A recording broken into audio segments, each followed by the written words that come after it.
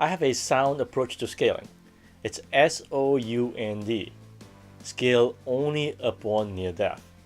So I know it's funny, but that's how I feel about scaling.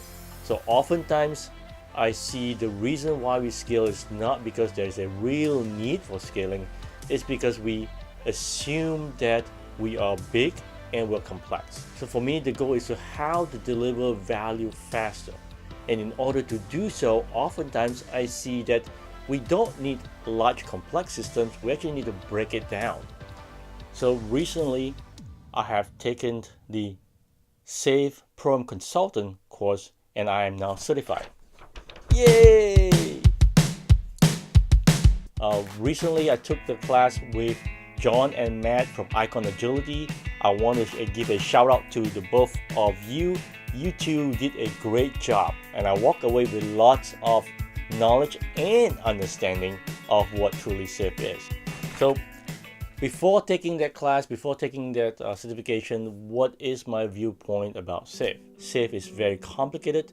SAFe is an overkill, and SAFe doesn't take you to what I term as the ultimate goal, which is to deliver value in a nimble and competitive manner. To me, SAFe is the same thing as what the current system is. So it provides a step. It's kind of putting a lipstick on a pig. You're calling yourself agile, but you truly are not. So that's my viewpoint on SAFe before taking the class. Did my viewpoint change after I take the SAFe SBC class? Did it change the way I see SAFe, and how do I feel about it? So let's talk about what I learned and what I like about SAFe. So one, I do like that it does have a call out to lean, to system thinking, to agile manifesto itself. So the reason behind SAFe, the why we want to do it is not new. I can identify with the why. Now the how is where SAFe comes in. SAFes provide a structured, prescriptive method of implementing the agile and getting people to go agile. Number two, SAFe emphasizes that in order to do implementations, it starts with the leaders, with executives, with leadership. So again, I identify with that. I love that. That's a good call out. When you go do SAFe, that's where it starts. Ensuring that executives understand what SAFe is and how to execute on it. So to get everybody on board with their executive workshop, with the leading SAFe classes. So everybody that needs to do SAFe, not just the team, including leaders, have to take those classes. Third, value stream mapping. So another thing that I'm a big fan of is whenever we start a transformation or implementation, we need to identify truly what value are we delivering for our customers, for our clients, for our users, right? So what better way to do that than to take a step back and do value stream mapping? So SAFe identify that that's one of the actions you have to do up front. Go ahead and do a value stream mapping, and which is what they call the operational value stream. And from that, you identify your development value stream. SAFe's biggest concern and biggest highlight is that it is basically working on the development value stream. Now, this development value stream is part of the operational value stream. So it highlights those in terms of connecting what the team does to basically what the true value that we're delivering to our customers. So, yes. Number four, oftentimes whenever we start to have a conversation with individuals that want to understand what SAFe is or what Agile truly is, we often start with the why. Now, even the work that we do. So if you look at Scrum, user stories, right? The who, what, and why. What are user stories, right? Who wants it? What do they want? And why they want it. So the why behind everything is key. The why behind it is really important, right? But then a lot of times I get into this, oh my God, Richard, enough with the why. Stop telling us why. We know what's the why. Tell us the how. So this is where I think SAFe is comfortable for a lot of people because it provides you a step-by-step in its implementation roadmap. Number 5, this is one of my biggest things that I love about SAFe, face-to-face communications. this is in all that they do. PI planning, big room planning.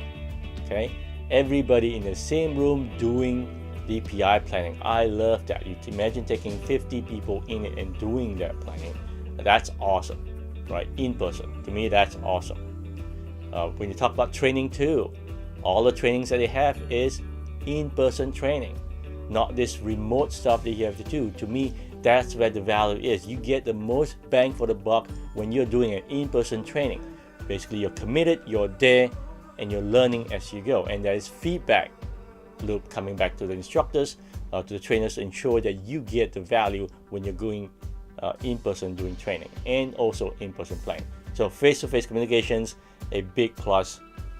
So number 6, this is kind of in the category of I like it, I understand why, but a lot of people may not like this. There is a cost to implementing SAFe.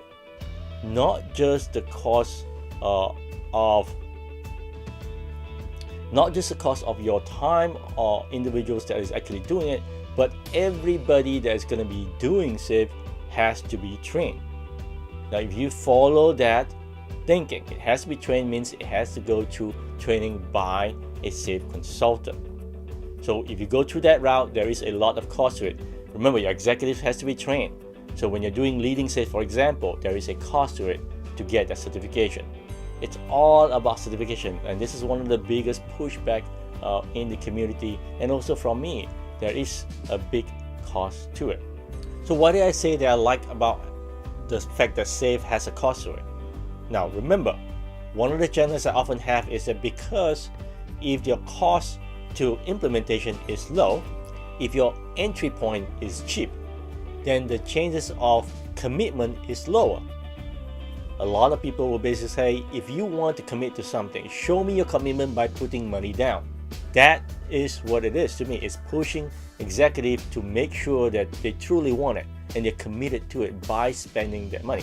The other thing I liked about SAFe is that as part of their PI planning, there is a time set aside for inspect and adapt at a higher level, not just at a team. So if a team is running Scrum, you have retrospective. But when you're running 5 or 6 teams together, what do? You need a retrospective as well for everybody involved at this high level. So SAFe has it, what they call inspect and adapt session at the end of every PI. Okay, now let's come to the part of the stuff that I struggle with SAFe.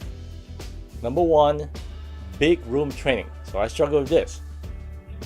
Big room training is basically getting 50 people, 125 people, whatever that amount with, a lot of people in a single room and doing training. Understand why they do it. When you have a lot of people, what is your fastest way to get everybody trained and to ensure everybody have the same message? Well, put them all in the same room and do it all at the same time. You know, you got this efficiency that you gain from getting everybody in the same time, and then you got this efficiency of everybody hearing the same message, and they all be talking among themselves and learning from each other. This is the same as what we do in colleges. The reason why I don't like it is I feel like there's a disconnect between the person doing the training and the person receiving it. I think by having too many people, we oftentimes, we tend to lose people. And when you're in a big group, if you don't understand something, you may not want to expose it. So you're gonna wait and see some students sitting in the back, playing, not paying attention. The ones up front, of course, is really attentive, for example, or they may be texting, and you get, out of 125 people in a lecture hall, you may be 10, 20 people that understand. The rest just following along. They don't get it. The second thing I struggle with is that I feel like there's a push for the team to commit up front. So for me in the past, it's always been trying to get a team to walk first, right? Let them walk a couple of times, let them run Scrum a couple of sprints, and then introduce PI planning to it. So for me, it's always been getting the teams to run first, and then making sure that they get the right food in them, feeding them in the right things to deliver. So that's kind of my background. So in this, I feel like we lose all that. The team has no chance of running. The first thing we do is we go in, we train them, and then bam, let's go PI planning, let's commit, and let's go run. So It's very top down. It feels very forceful. So that's the second thing I don't like about it. Now the third thing I don't like about it is the fixed planning cadence. I understand why they do it. It's very similar to a Scrum where you have a time box every 2 weeks, right? So in this, the PI has a specific cadence. Usually it's about a quarter. So you have a PI planning each quarter. So to me, it feels very waterfall, right? You plan, then you go do for 3 months, right? And then you measure that and see what happens. So I believe that I think we can get better results with rolling plans instead of this fixed plan, commit, and then check, plan, check. So I kind of feel a little bit off on that when we have that fixed cadence in place. So I did check with John and Matt on this, on the cadence and why it's fixed in terms of quarter. So the answer that they gave me is that the shorter the better.